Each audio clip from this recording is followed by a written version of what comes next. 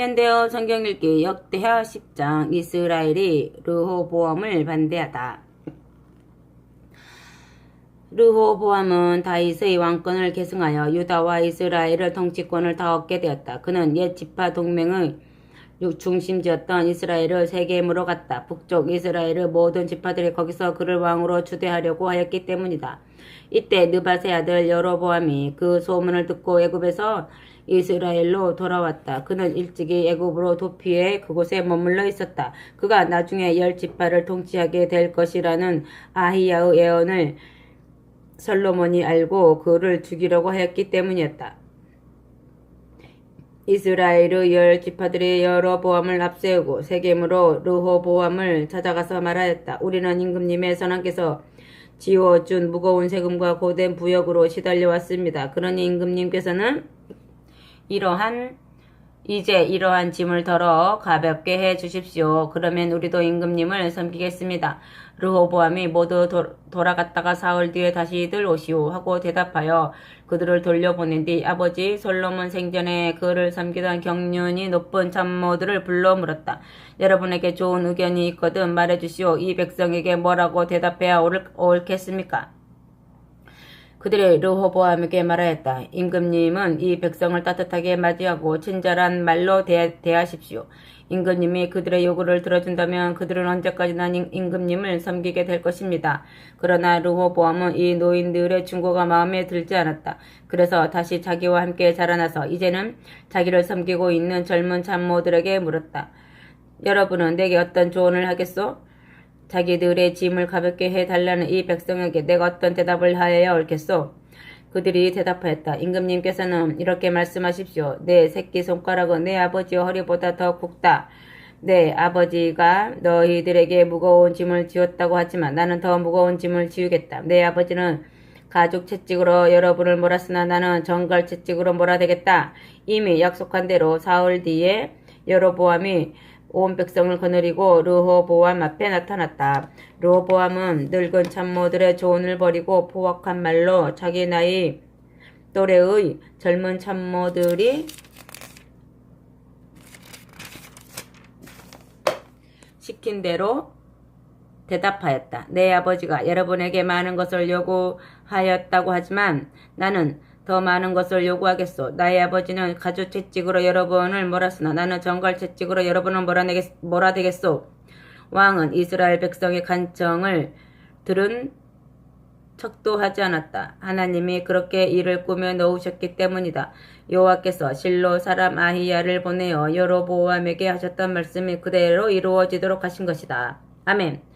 이스라엘이 다윗 왕조를 떠나다. 이스라엘 10지파 사람들은 왕이 자기들의 정을 무시해버리자 이렇게 외쳤다. 이제 우리가 다윗의 집안에서 얻을 것이 무엇인가? 우리가 이새의 아들과 나눌 유산은 하나도 없도다. 자, 이스라엘 사람들이여 어서 집으로 돌아갑시다. 다윗의 후손이여 이제 너는 너의 집안이나 잘 다스려라. 그리고 온 이스라엘 사람들이 일어나 저마다 자기 집으로 돌아갔다. 그러나 유다 땅의 모든 성읍에 살던 이스라엘 사람들은 르호보암을 왕으로 모셨다. 다윗 왕조에 충성하는 이 유다 땅의 이스라엘 사람들만이 이제 참된 이스라엘 백성으로 남게 된 것이다. 르호보암 왕은 부역장의 감독관 하도람을 북쪽 10지파의 대표자들에게 보내 사태를 수습하려고 시도하였다. 그러나 이스라엘 사람들은 그를 돌로 쳐 죽였다. 르호보암 왕은 간신히 수레를 타고 예루살렘으로 도주하였다. 이스라엘의 10지파는 이때부터 다윗 왕조에서 떠나 오늘날까지 따로 존속해 내려왔다. 아멘. 전쟁을 방지한 스마야의 예언. 11장 르호보암은 예루살렘으로 돌아오자 곧 전쟁 준비를 하였다. 유다와 베냐민 두 지파는 18만 명의 병력을 모아 이끌고 북쪽의 이스라엘로 진격하여 10지파의 통치권을 르호보암에게 되돌릴 작전을 세웠다. 그러나 여호와께서 예언자 스마야에게 이와 같이 말씀하셨다. 너는 솔로몬의 아들 유다 왕 르호보암과 유다와 베냐민 두 지파에 속한 모든 이스라엘 사람들에게 가서 이렇게 전하여라. 여호와께서 말씀하신다. 너희는 동족을 치러 올라가지 말고 각자의 집으로 돌아가라. 일이 이렇게 되도록 모두 내가 계획해 놓았다. 그들은 주님의 지시에 순종하여 여로보암과 싸우고자 한 계획을 포기하였다. 다음에 르호보암이 요새를 건설하다. 르호보암은 예루살렘의 왕궁에서 통치하였다. 그는 주로 애굽과 블레셋과 에돔의 침공을 막기 위하여 유다와 베냐민 지역의 요새 성읍들을 건설하였는데 베들레헴, 에담, 드고와 벳술, 소고, 아둘람, 가드, 마레사, 십, 아도라임, 라기스, 아세가는 모두 유다의 남쪽과 서쪽에 위치하였고 소라와 아얄로는 북방의 방어 진지로 베냐민 지파에 속해 있었다. 그 밖에도 헤브론이 있었다. 르호보암은 이 성읍들을 견고하게 건설한 뒤에 사령관들을 배치하고 식량과 기름과 포도주도 진지 안에 비축해 두었다. 그는 또 방패와 창 같은 무기들도 배치하여 항상 국경선의 성읍들을 견고하게 지켰다. 그는 이와 같이 유다와 베냐민 지역의 군사 통치권을 튼튼하게 확보하였다.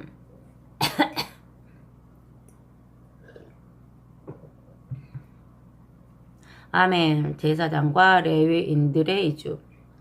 북쪽의 이스라엘 지역에 살던 제사장들과 레위 사람들이 모두 남하하여 르호보암에게로 넘어왔다. 여로보암과 그의 계승자들이 레위 사람들에게 여호와를 위하여 제사장의 직무를 수행하는 것을 금지시켰기 때문이었다. 그들은 자기들의 목초지와 재산을 버리고 유다와 예루살렘으로 이주하였다.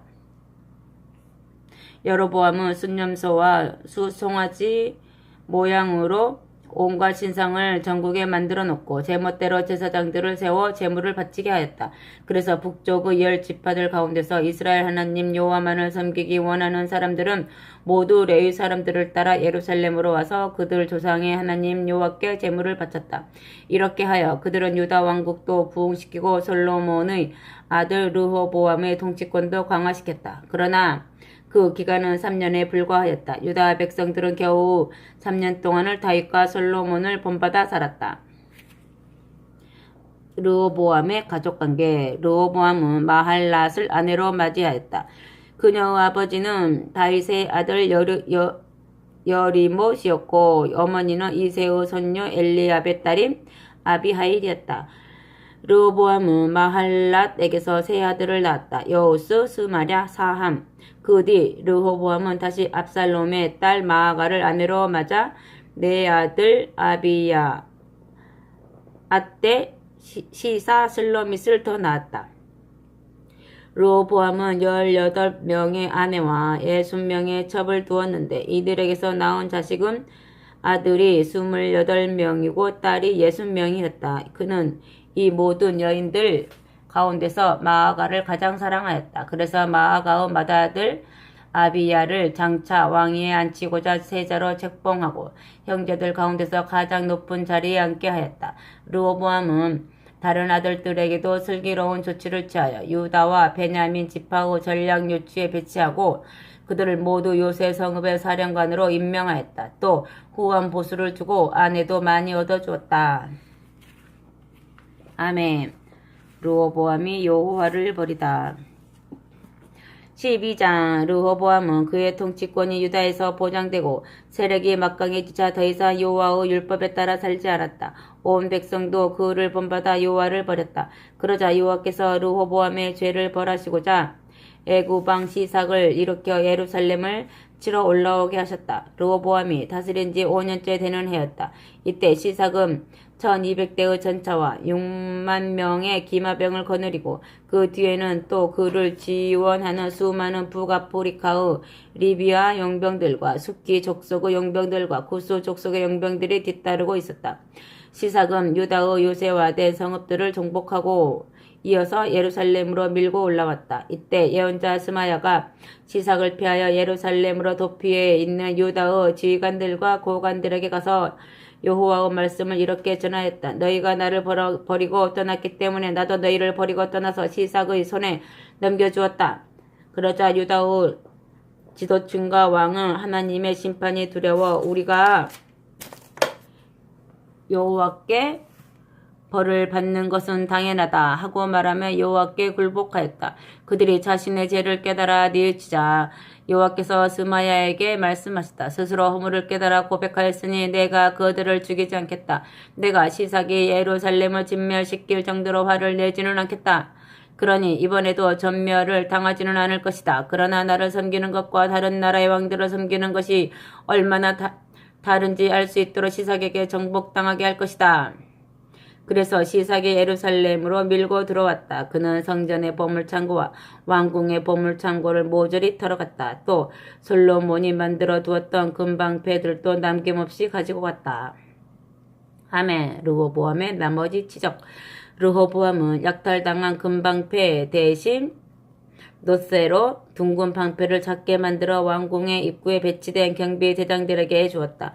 왕을 수행하는 경비원들은 왕이 여호와의 성전으로 들어갈 때마다 이 방패를 들고 왔다가 다시 보관소에 가져다 두었다.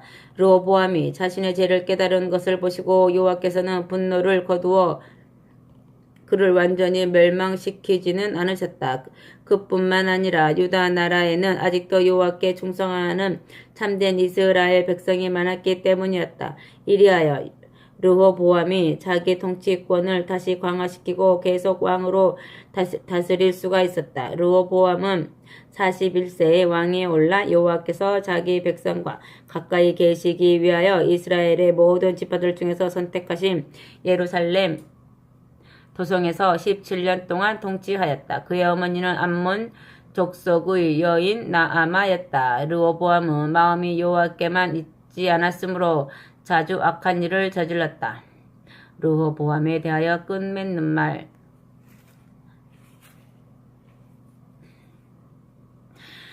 르호보암의 행적에 대하여 더 말할 수 있는 것은 처음부터 끝까지 예언자 스마야의 책과 선견자 이또가 쓴 족보에서 읽을 수 있다. 르호보암과 여로보암은 끊임없이 서로 전쟁을 벌였다. 르호보암이 죽어 다윗성에 안장되자 그의 아들 아비야가 뒤를 이어 왕위에 올랐다. 아멘. 아비야의 등극과 남북전쟁 13장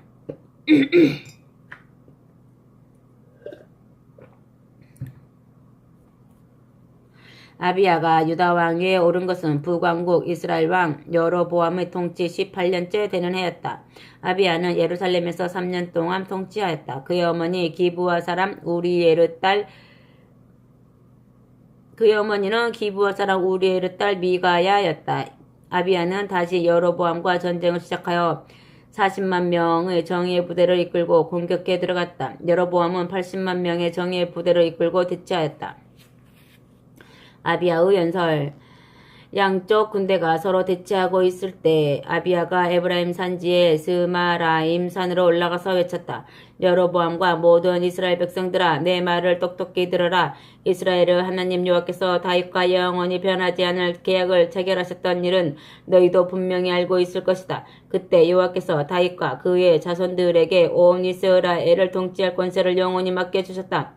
그런데도 솔로몬의 신하였던 여로보암은 주인을 배반하고 스스로 왕이 되었다. 그리고 쓸모없고 포악하기만 한 무리들이 여로보암에게 몰려들자 솔로몬의 아들 르호보암보다 더 강하게 되었다. 그때 르호보암은 그러한 폭도들을 진압할 수 있을 만큼 경험도 없고 마음도 여린 사람이었다. 그런데 이제 너희가 또다시 일어나 여호와께서 친히 다윗의 후손에게 맡겨주신 이 나라를 뒤엎으려 하고 있다. 이것은 바로 여호와의 통치권을 빼앗는 일이다. 너희는 우리보다 배나 많은 군대에다가 여로보암이 신으로 만들어 섬기는 금송아지까지 끌고 나왔다.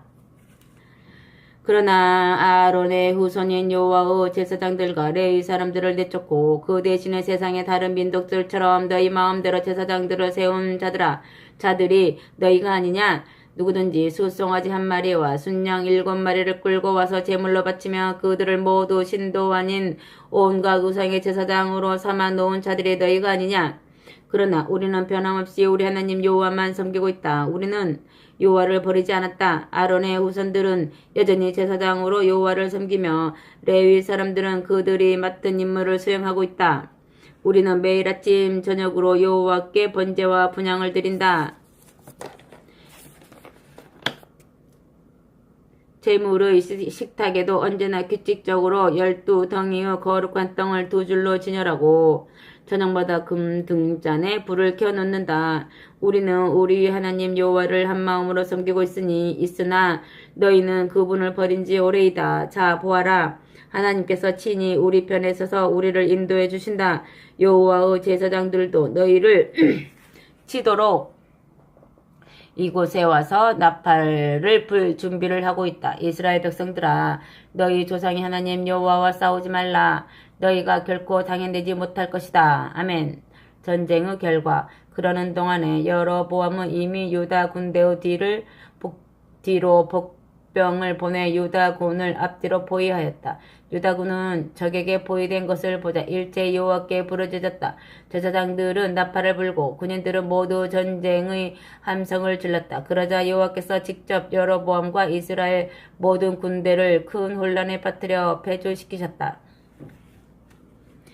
이리하여 이스라엘 군인들이 다투어 유다군을 피하여 도망치자 하나님은 그들을 유다인들의 손에 넘겨주어 잡혀 죽게 하셨다. 아비야가 군인들을 거느리고 나가 패주하는 이스라엘 군대를 창으로 찌르고 칼로 쳐 죽이니 그 수가 50만 명에 이르렀다. 이렇게 이스라엘 군대가 지고 유다 군대가 승리하게 된 것은 유다 백성이 그들 조상의 하나님 여호와를 의지하였기 때문이었다. 아비야는 여로보암을 계속 추격하여 베델과 여사나와 에브론과 그 성읍들에 딸린 주변 마을들을 점령하였다. 그리하여 아비야의 생전에는 여로보암의 세력을 전처럼 다시 회복하지 못하다가 마침내 여호와의 벌을 받고 즉사하였다. 그러나 아비야는 여호와의 복을 받아 세력이 강해지고 집안도 융성하여 14명의 아내에게서 22명의 아들과 16명의 딸을 낳았다. 아비야의 대 끝맺는 말. 아비야의 업적과 그가 한 말에 대하여 더 이야기할 수 있는 것은 선견자 이도우 주석책에서 읽을 수 있다. 아멘. 아사의 평화시대 14장. 아비야가 죽어 다윗성에 안장되자 그의 아들 아사가 뒤를 이어 왕위에 올랐다. 아사의 40년에 이르는 통치 기간 중 10년 동안은 나라가 평화를 누렸다. 아사는 그의 하나님 여호와의 마음에 드실 선하고 의로운 일들을 하였다. 그는 이방신들의 제단과 제사처들을 허물어 없애고 신상으로 섬기던 돌기둥들을 산산히 부수어 버렸으며 나무를 깎아 만든 여시상들을 도막쳐 버렸다. 아사는 유다 백성에게 오직 그들 조상의 하나님 여호와께만 순종하고 율법과 모든 계명을 따르라고 명령하였다. 그는 이방신들의 제사처와 분향 제단들도 유다의 모든 성읍에서 없애버렸다. 아사가 이토록 철저한 종교 개혁을 하는 동안에 온 나라가 평안하였다. 이 기간 동안에는 여호와께서 아사에게 평화를 주셔서 아무도 그에게 전쟁을 걸어오지 않았다. 나라가 평안하자 그는 유다 내 많은 성읍들을 튼튼히 세워 요새화하였다. 일찍이 아사가 유다 백성에게 이와 같이 말하였다. 나라가 평안할 때 전국의 성읍들을 확장하여 건설하고 성벽을 쌓고 안전하게 성문을 세워 빗장을 질러라. 우리가 오직 하나님 여호와의 뜻에 따라 살려고 힘쓰는 것을 보시고 주께서 우리의 모든 국경선에 평화를 주셨다. 이렇게 하여 그들은 공사를 성공적으로 완성시켰다.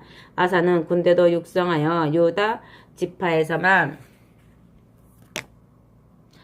창과 큰 방패로 무장한 군인이 30만 명이고 둥근 방패와 활로 무장한 군인이 베냐민 지파에서만 28만 명이나 되었다.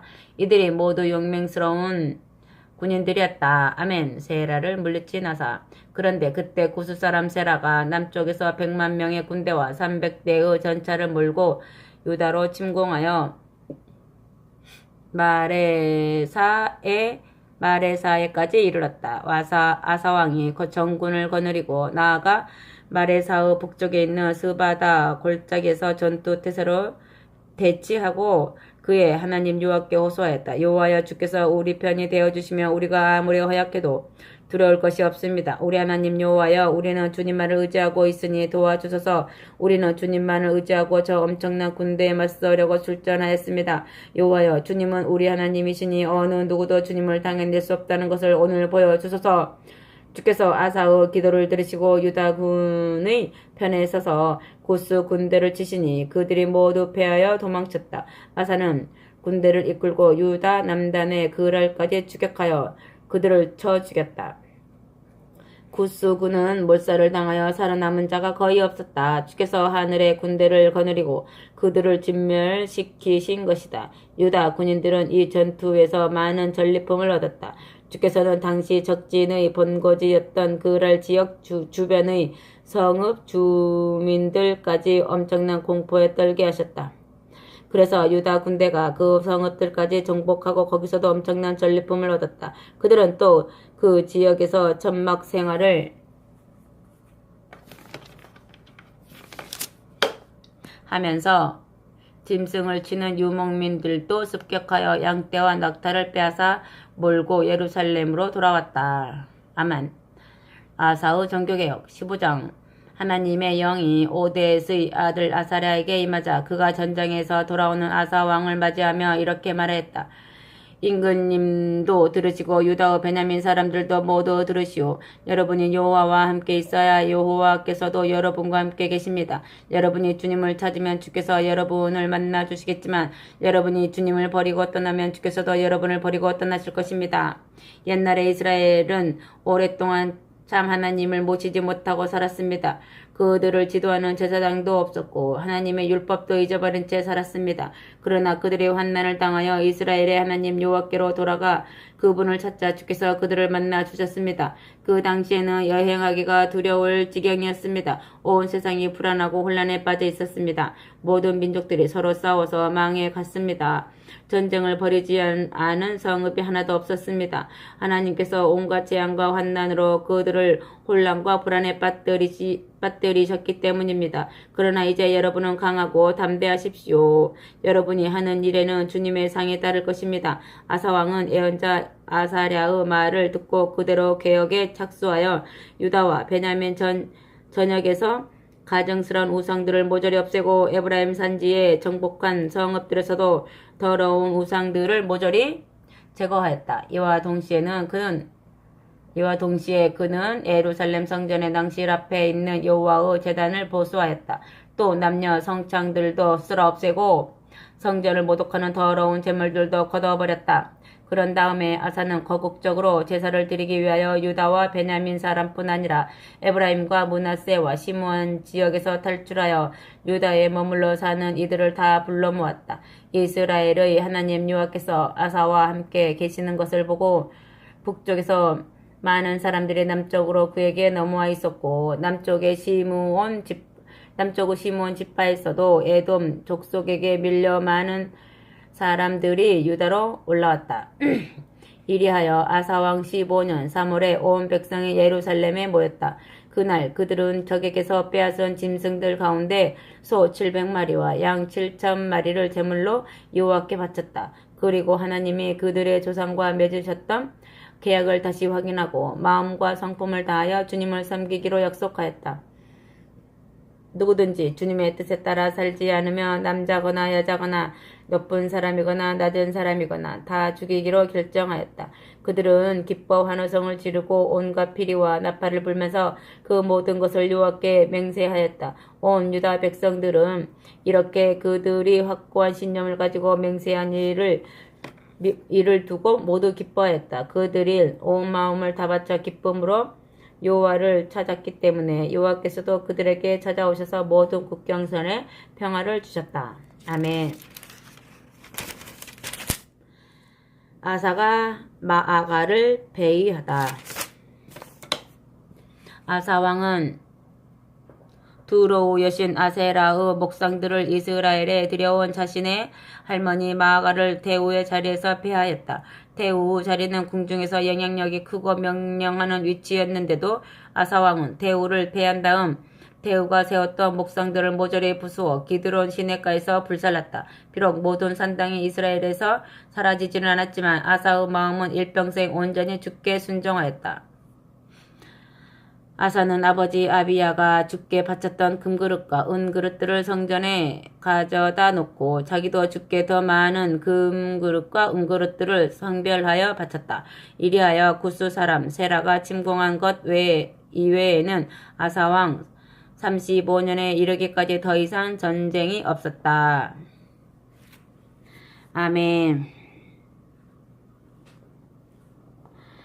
아사왕 36년에 이스라엘왕 16장 아사왕 36년에 이스라엘왕 바하사가 남쪽 유다의 국경선 안으로 밀고 내려와 예루살렘 북방 16km 지점에 있는 라마 성읍을 요새화하기 시작하였다. 이는 남북으로 통하는 간선도로를 통제하여 유다 백성의 자유로운 왕래를 막고 모든 교통과 무역로를 끊으며 또 북쪽 사람들의 탈출과 예루살렘을 순례하려는 사람들의 발길을 막으려는 속셈이었다.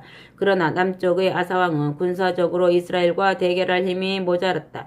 그래서 외세를 끌어들이기 위해 북쪽 다메섹으로 특사를 보내어 아람 왕 베나닷에게 원병을 요청하였다. 그때 그는 왕궁 곳간에 있는 은과 금은 물론 성전의 보물창고에 있던 금과 은도 모조리 특사편에 보내면서 아람 왕에게 이렇게 간청하였다. 우리의 선친들이 일찍이 군사 동맹을 맺었던 것처럼 우리도 서로 동맹을 맺읍시다.